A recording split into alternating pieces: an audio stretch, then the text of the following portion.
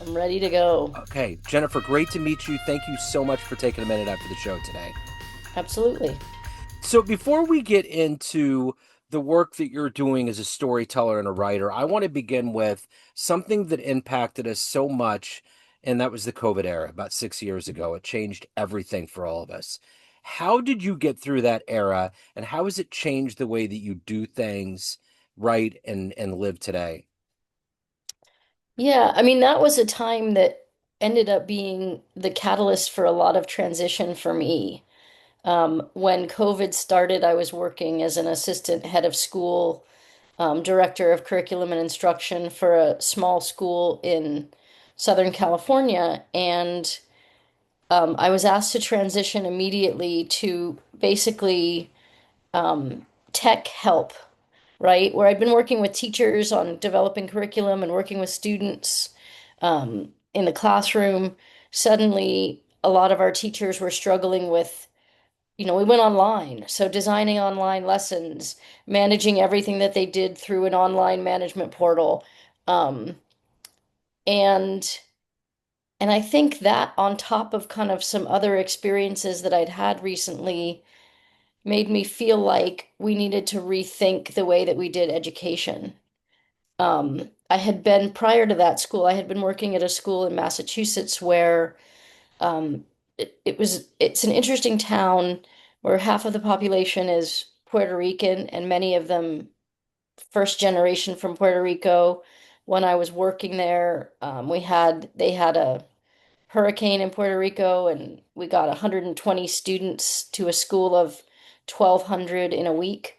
And that may not seem like a lot, but that's 10% additional students. And it was students who came to the school, um, leaving their families, leaving their homes, often not speaking English or not having a lot of English proficiency, being sent to live with, I'm not kidding, everything from grandparents to an older sibling, not people who are prepared to be raising teenagers, having teenagers in their home.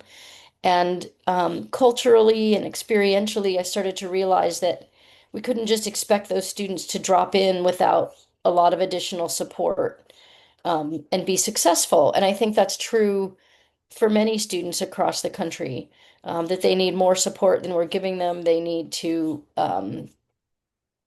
be encouraged, they need to be understood, they need to be given opportunities to be heard. Um, and so that, along with this transition during COVID, where I was suddenly not doing the work that I had been expecting to do and had been doing prior, made me decide to start my own educational consulting company.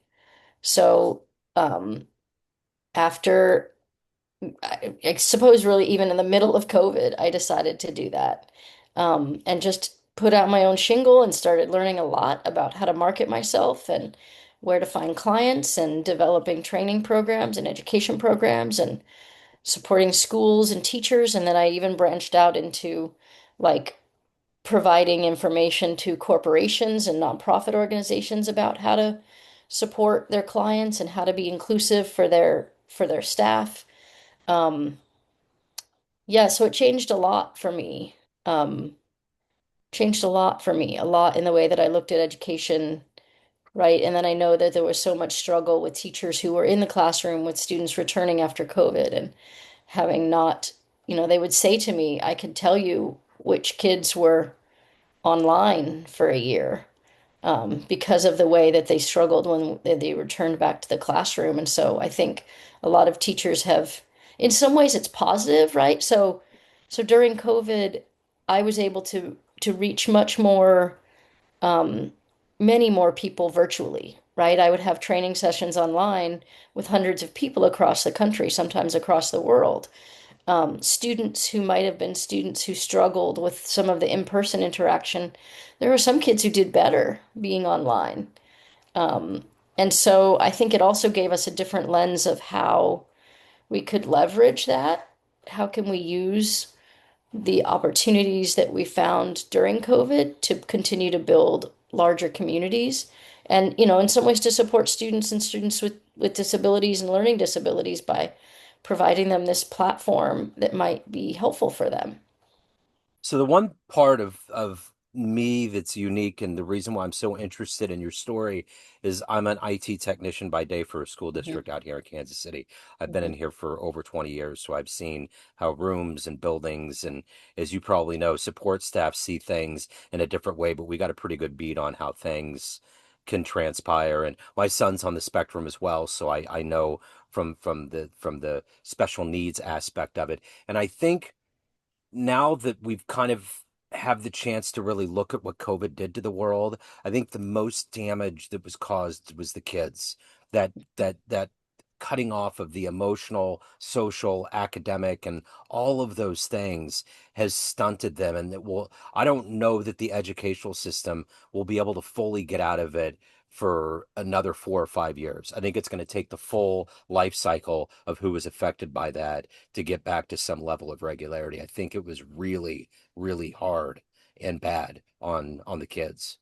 Yeah. And the adults, right? Yeah, That was the of work that I course. was doing with adults who, you know, had never really used technology this way that they were being asked to. So there were some teachers that I was working with daily, weekly, to talk to them about how to pivot what they had been planning to do in person in the classroom to an online experience, how to ensure that kids were engaged online, how to adjust their curriculum. How do you give a lesson about ceramics over Zoom, right? Yeah. What are kids? We were sending students little kits so that at least they could do some piece of active learning the way that they had in an art classroom. Um, but it was really a challenge. So let's get into the work that you're doing right now in a holistic way. Look at it. I'm going to put you in a native environment. I'm going to put you in a classroom. They're 12 years old and it's career day and they want to know what you do for a living. Mm. How do you explain what you do right now? So to 12-year-olds, huh? I um I work with teachers, school administrators, people who are running companies, people who have health centers, um, and I help them understand what the needs of the people that they're serving are and how to meet those needs, right? So if I were breaking it down more for kids, I think I would say more about um, helping a teacher understand all of the different ways that students learn and helping them to design experiences in the classroom with students so that they could be successful in that learning. And also helping the teachers understand all of the different things that students have that they carry with them, that they bring with them, that they might need support for. So that's students with learning disabilities, students with physical disabilities, that's students who come from different cultures and different environments, and maybe the ways that they've been taught to do things at home or in their culture are different than the ways that they're being asked to do things in the classroom.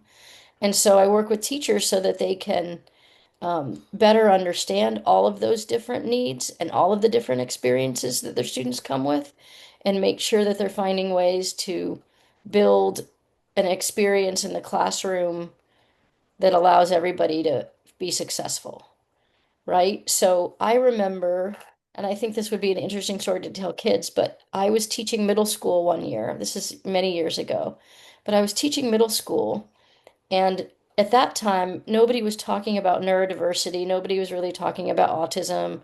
Some little bit of conversation about learning differences, but I recall a student, I'd given all the students an assignment to do that included some writing. So everybody was supposed to be writing independently. And the student raised his hand and I went over and he said to me, "Should I be using a pen or a pencil? Which should I be using?" And I thought I was being flexible. And my answer was either one. You can use either one, whichever you're comfortable with. And then I thought I'd solve the problem for the student, and I went and continued to move around the classroom and to talk to other students. And about 10 minutes later, the student raised his hand again.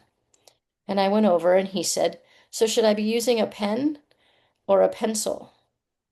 And there was nothing on his paper. And I had a moment where I thought, okay, so this student is sort of stuck. in this moment, right? Stuck, can't move forward. And so I picked one. Why don't you use a pencil? Okay, great. And then when I came back 10 minutes later, he'd written a paragraph. He was good. He was engaged and moving forward.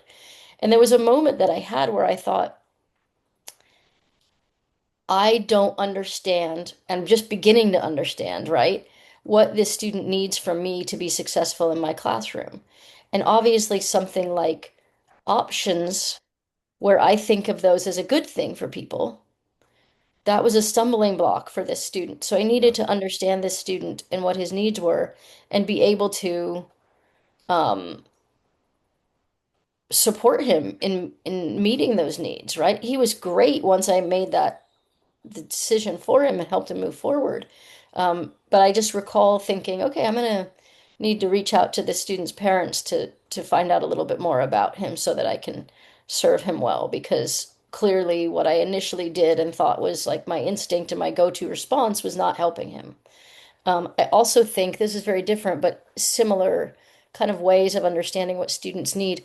There was a student at the school in Massachusetts that I was talking about, a Puerto Rican young woman who every Wednesday during advisory, I would do a slow chase around the building with her. She refused to go to her advisory. And her name is Gigi, and I would follow Gigi around the room, around the school, right? And I couldn't really catch her, but I would be following her. Gigi, can I get you to go to advisory? What's happening? Gigi, how's your day going? Please go to advisory. And there was one day that I just stopped and I didn't continue following her. And then I saw her in the cafeteria and I said, "Did you ever make it to advisory?" And she said, "No, miss, I didn't." And I said, "Well, what would it take for me to get you to advisory?" And she said, "I want to be in Miss Fallon's advisory.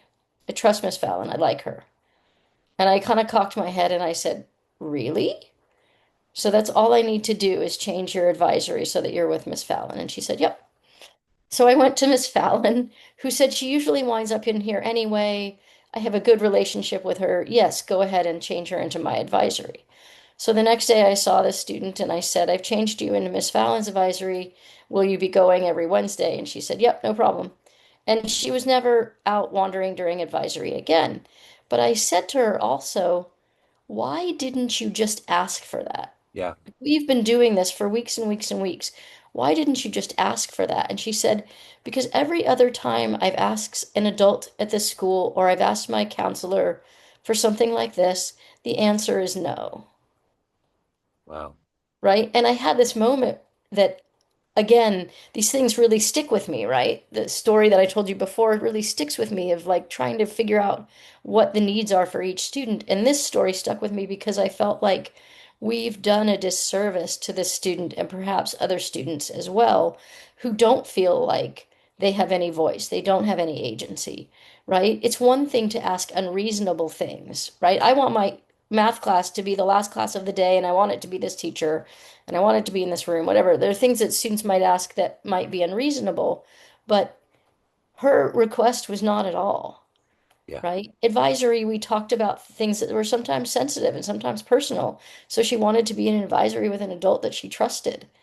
We'd want that for anyone. And so Yeah. it was this sort of like a moment for me where I was like, wow, we've not served this student and perhaps many others who don't feel like they have a voice. And we have to now, I want to be, you know, intentional about working on that. So I guess that's a long answer to your No, that's question. fine. The It's good. 12-year-old, what I do. But Yeah. that's the things I do, right? And you know, my work has expanded into disability education and advocacy. So I also go into, I've done keynote speeches for organizations about how to recruit and support disabled employees. You know, I talk to school districts about making sure that they're meeting the needs of students with disabilities in a variety of ways. So that's also work that I do. So when you were 12 years old, you were that kid in the career day classroom. What was your dream job? What did you want to be when you grew up? Hmm. I don't know that I don't know that I really knew that until later. When I was 12, I just wanted to read and write, I suppose. Maybe I thought about being a writer because I was writing even then. But then I went to college, and got really interested in philosophy and medical ethics. And I actually went to graduate school at the University of Tennessee for an applied medical ethics program. And I did that and got my master's degree and got very close to the end of the program and started teaching. And I was like, I love this. I don't want to go work as a hospital, administrator making decisions about resources and um, making policies about medical ethics. I want to be in a classroom. That's where it's lively and interesting and exciting. And so I made a pivot, um, very close to finishing my PhD, and I made a pivot, decided I wanted to be a high school teacher, right? I thought back to my high school teachers, and I loved it that I had teachers who, like I was close to a chemistry teacher, and I was not a great chemistry student. I was okay. But that teacher was also the soccer coach and was also the advisor for the literary magazine. And so they knew me as a whole person, right? I might not have been great in their classroom for that subject, but I was an engaged, committed soccer player, and I was a creative writer.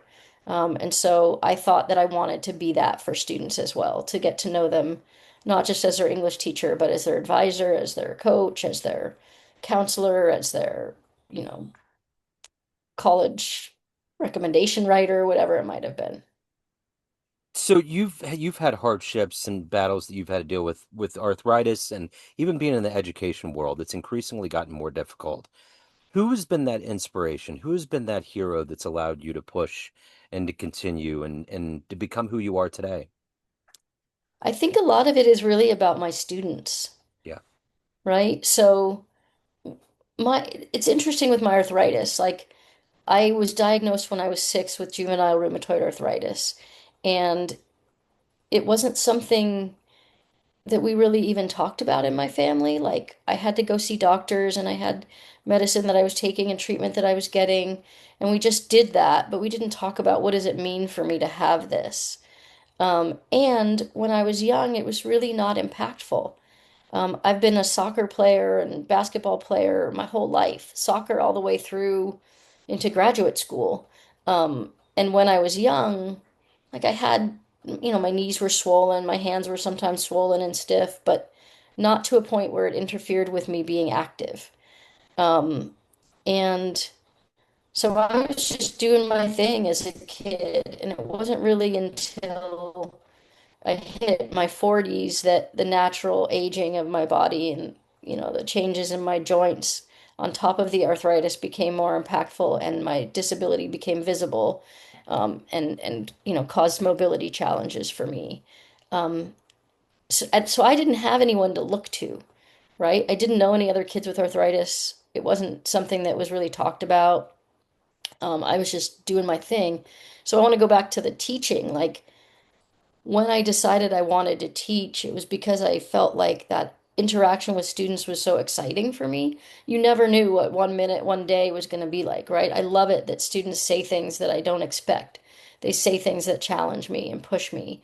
And when I changed from teaching college to teaching high school, like I just felt in so many ways like those students needed me to just care about them, to just really care deeply about who they were, much more than I cared about the English that I was teaching them. I cared about that, but that was in so many ways like an instrument for me to use to get to kids, to talk to them about Yeah. things, to get them thinking about their own lives and their own values, to get them to care about communicating effectively. Um, and, I remember a student who was earning a D in my class who told me day after day that it was his favorite class. Hmm. So I must have been doing something else Yeah. to make him feel comfortable and valued and seen and heard. Because I wasn't giving him a good grade, right? He wasn't doing well. But he wanted to be there and he felt valued in spite of the fact maybe that he wasn't doing well, that I wasn't judging him for that or making him feel bad about the fact that he wasn't doing well.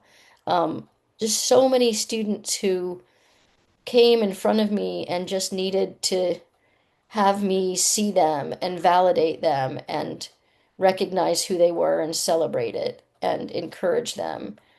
That's my inspiration. That's really, and I think it changed a little bit to the adults when I started working more with teachers as well, when I was a school leader, but I never stopped teaching, right? So I even when I was an assistant principal or director of curriculum, I taught English classes, I taught creative writing for several years, and even started a second year of creative writing because the kids wanted to do another year with me, the first couple groups that I taught.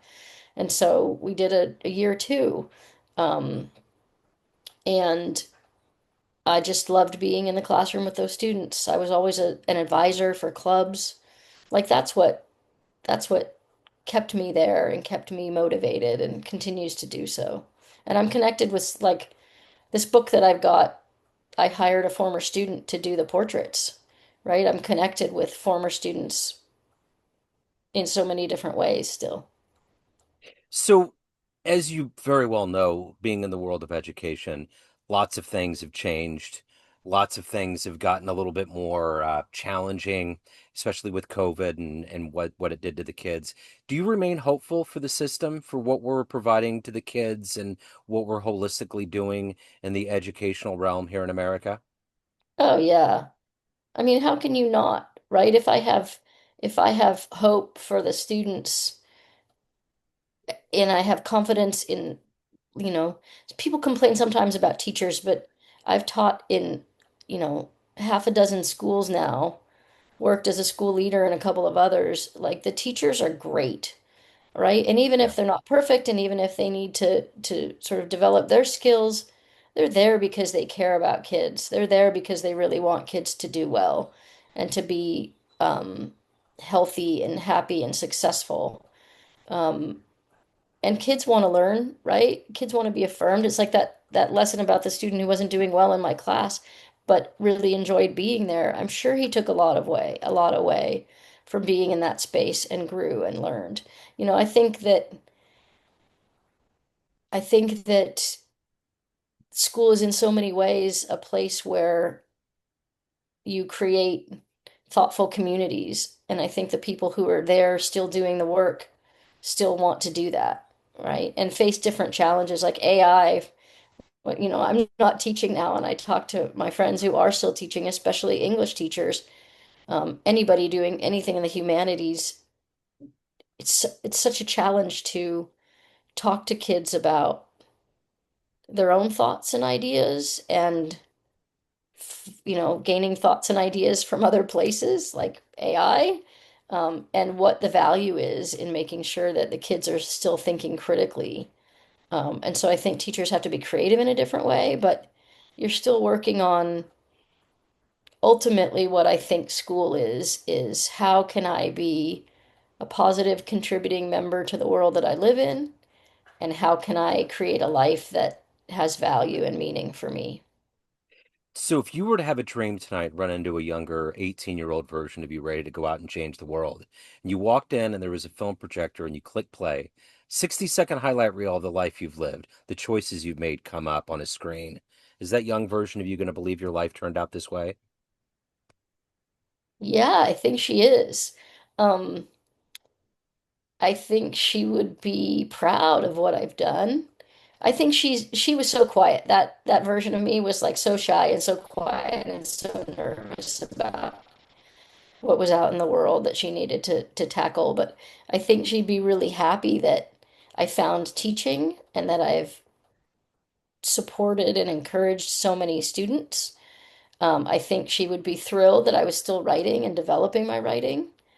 I think she'd be impressed with the things that I've, you know, like leaving a job that had a set salary and clear expectations and jumping into a space where I was having to, you know, I didn't know how to market myself. I didn't know how to price my work.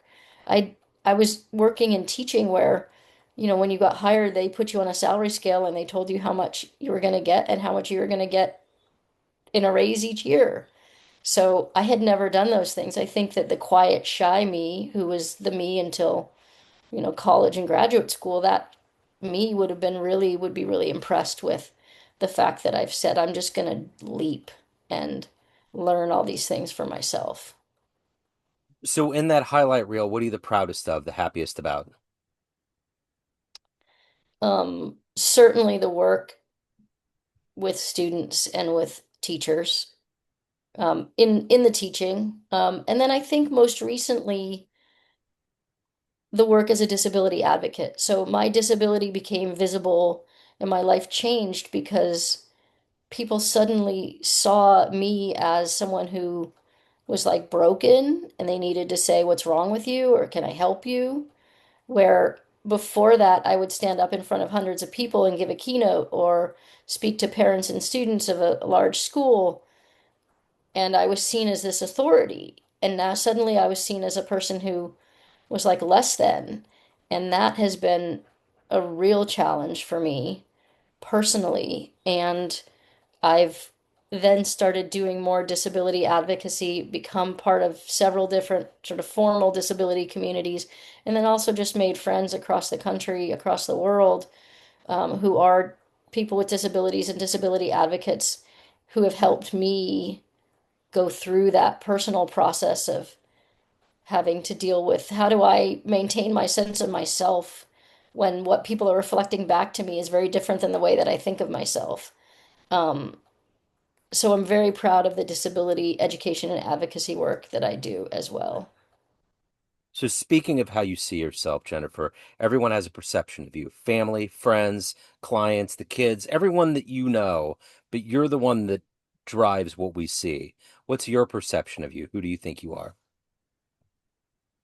Um, I'm a person who cares very, very deeply for other people. Um, I try to be an example in a lot of different ways, and maybe that came from being in the classroom with teenagers and wanting them to see me as somebody that um, was making good choices, whatever that means. Um, but also like really was willing to be in their corner, was willing to be there for them. And I think that's how I see myself. I also am creative, and I don't know that I was as a kid, but I certainly have become a risk taker. Um, as an adult, maybe I got to a point where I was like, I just need to do these things and not worry about what the world's going to think or what other people are going to think. So, doing my own writing and publishing and creating, I created a online conference about a year ago. Just me and another colleague did that, and it was amazing. So, like those kinds of things of just, I'm gonna jump in there and do it. Um, my brother says, you put yourself out there, like you again and again, put yourself out there and try new things. I founded a nonprofit t-shirt company that's still in place. I do glass fusing and to make glass art that I've been selling. And then, doing this book project has been several years in the making and just another way to continue doing both disability advocacy and the writing. So it married things that I love and feel really strongly about, but allowed me to then be connected to 30 plus other people who are living with disabilities and people who are allies in a way that's just uh like when I started it, I didn't think I'm the one who's actually um getting the beautiful experience of being entrusted with people's stories. But I realized that very quickly of wow, this is an honor to have people be willing to be honest and vulnerable with me and trust me to write their stories. Um, so those are all things that I think of like I would not have known that I would do, and here I am doing them um and people are already saying what's next, and I was like, I think I want to learn to play the drums, Good something job. very different, Yeah, right? that's cool. So you've made it really easy for everybody to reach out. It's just your full name.com. Um, and everything looks like One Stop Shop is on there. Is it the best place to go? That's the best place to go. You can email me through jenniferchassmanbrowne.com.